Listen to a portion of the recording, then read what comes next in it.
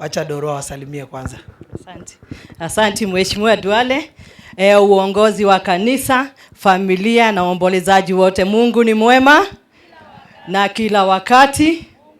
Asanteni sana. Mimi kwa majina ni Dorcas Gadhere, nominated MCA by the UDA party, na niko hapa leo kushirikiana na familia ya Kenya ili tuweze kumpumzisha. Na mimi huwa ninasema kwa siasa ikifika mahali kama hapa tunaweka tofauti zetu kando, tunapea Kenya heshima inayostahili akipumzika.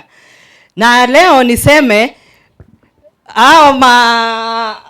wahubiri wanapokuja kuhubiri hapa, naomba muongee na watu wenyu, tufanye siasa za amani, tufanye siasa za heshima na tufanye siasa za bila ukabila.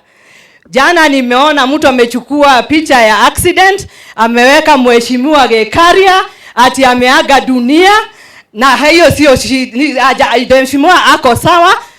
Hiyo ni siasa tunasema ya upuzi na utoto. Sisi tukisema wewe uko kwa one term, unajua uko one term kwa sababu gani. Mimi niko kwa two term, ninajua ni kwa nini niko kwa two term. Hata mkinishautia nitakuja kwa nyumba zenyu niwaambie kwa nini nataka kuwa two term, kwa nini nasimama na rais wetu, mbona nasimama na Governor Susan Keheka, mbona nasimama na incoming senator Mheshimiwa Gekaria. Na hiyo si kitu ya kufanya tuwe na utofauti. Siasa zitaisha na tubaki kuwa majirani, tushirikiane kama vile tumeshirikiana leo. Kanisa tunakubaliana? Hivyo ndio vitu nataka tunaishi hapa Nakuru, tufanye siasa za amani.